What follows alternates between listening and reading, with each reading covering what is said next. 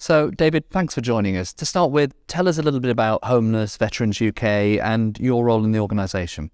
Sure. So I'm one of the trustees. There's 7 trustees in total. Helping Homeless Veterans UK was formed just over 3 years ago. Bad timing, just before COVID, but we managed to get through it. And basically, we do what it says in the title. There's a lot of groups and charities who do amazing work helping street homeless veterans, but with ourselves, if we come across a street homeless veteran, we house them. We work with legislation, working with local authorities like BCP, and we make sure the correct legislation is being used, which has been put in place by government to get these veterans into a place they can call home. So I imagine it must have been a really difficult time, not just setting up the organisation, but doing so during COVID. Sure. I'm quite fortunate because I've been involved in housing veterans for the last 7 years. I've actually housed over 600 veterans during that period of time throughout the country. And I managed to gain a lot of experience and knowledge with legislation and working with government by emails and sending letters to local authorities. So it was quite straightforward with regards to housing the veterans.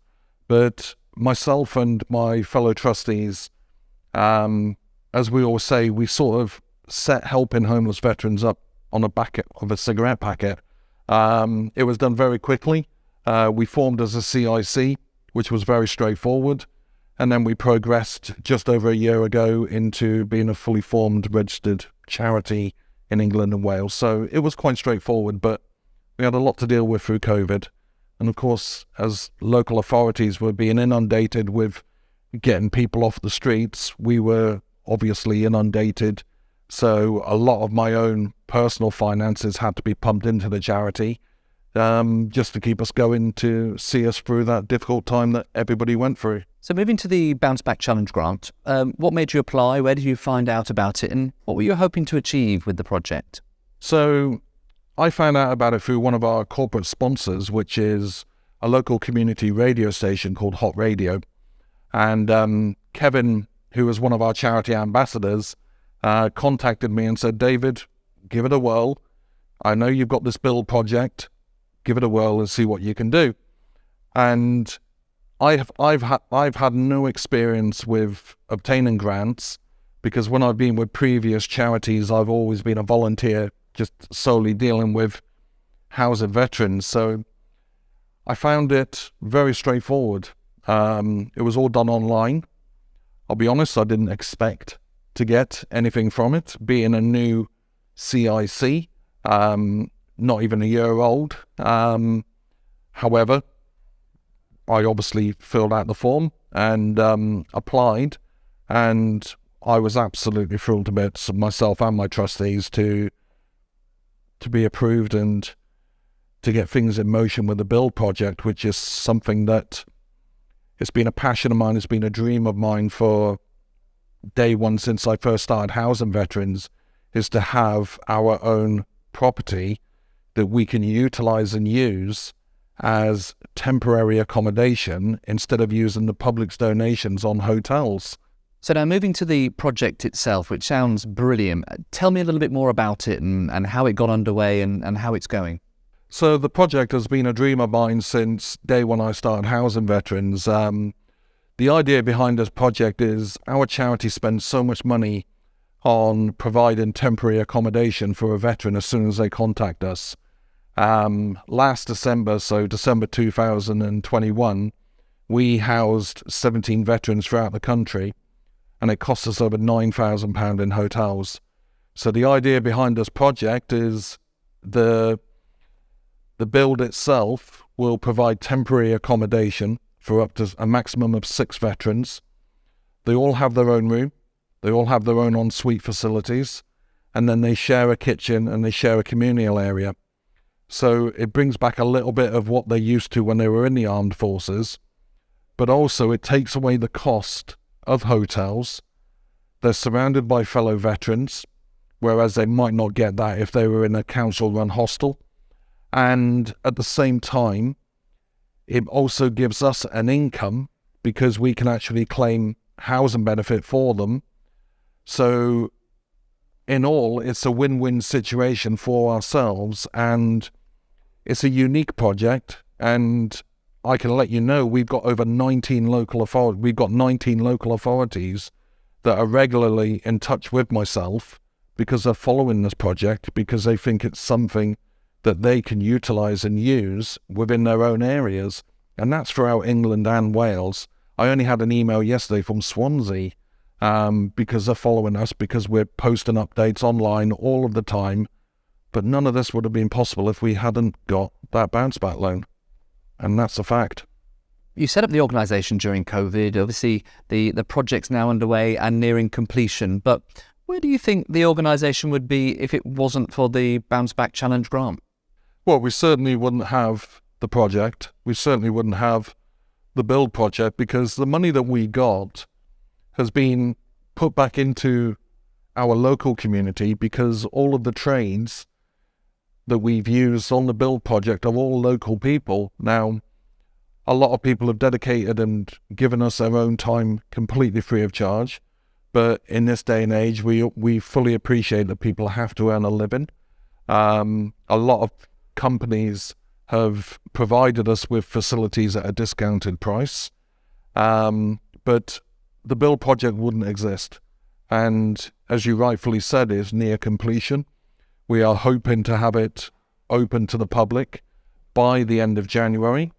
And it's going to make an immediate difference. And I know from speaking to Dorset Council that at the moment they know of 56 veterans in our Dorset area who are either homeless on the streets or sofa surfing. So we can fill that build project immediately with 6 veterans, but at the same time, because they are in there, we can work with them. We can address any issues that they may be suffering with. If they suffer with mental health, we work with charities that can assist them, and we can get them moved into their own place that they can call home. So it's a move-on facility that we are providing, and it's going to be so beneficial. So hopefully COVID is out of the way, but of course we've got new challenges facing us, the cost of living, an inflationary environment, which I imagine puts a whole new load of pressures onto veterans in particular. How do you think this project will help with veterans meeting the new challenges ahead? It's difficult times, like you said, Philip. We're currently inundated with cases because we do cover all of England and Wales as a charity. And I think the biggest issue at the moment with regards to the cost of living crisis is the fact that landlords are seeing their mortgage for their properties going through the roof because of interest rates, which means they're putting up rent. A number of the veterans can't afford the increase in the rent. So it's a difficult situation for everybody. Obviously, I'm only looking at it from a veteran's point of view because that's what we deal with. But it's for everybody that this is a difficult time. But the benefit that we have with this build project now is it takes away the expenditure that we have, which was our biggest expenditure with hotels. And I gave you the example of over £9,000 last year in December. And it also gives us an income. So we're not solely relying on grants and donations from the public, because it means that we've got that income coming in, and the veteran has got a roof over their head, they've got all of their washing facilities, they've got food, they're getting their dignity back, they're getting their pride back because they've got somewhere they can keep themselves clean. And at the same time, it gives us the added benefit of dealing with any issues that they may well have, addressing those issues, whether it's alcohol addiction, drug addiction, mental health, money worries, relationship breakdowns. All of this is all tied in to what we deal with.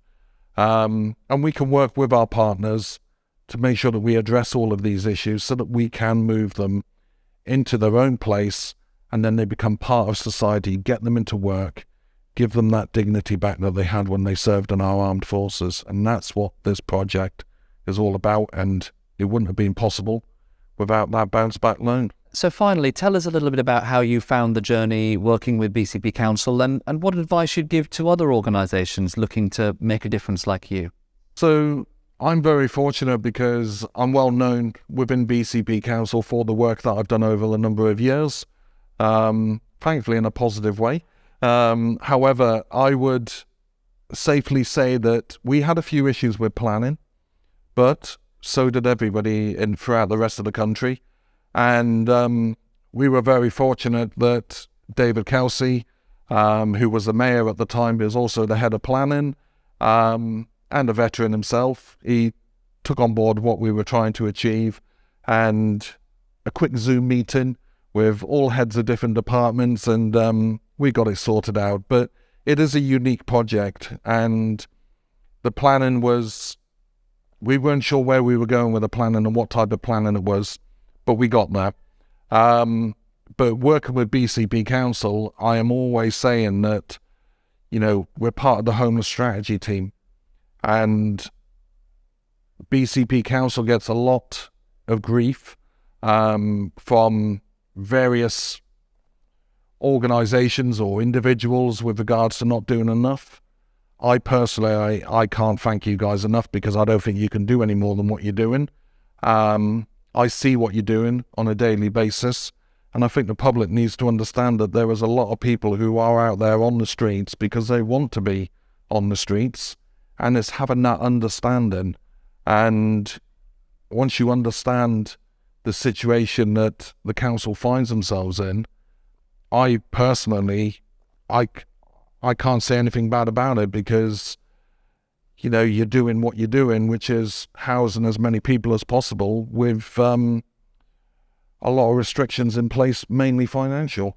So I get it.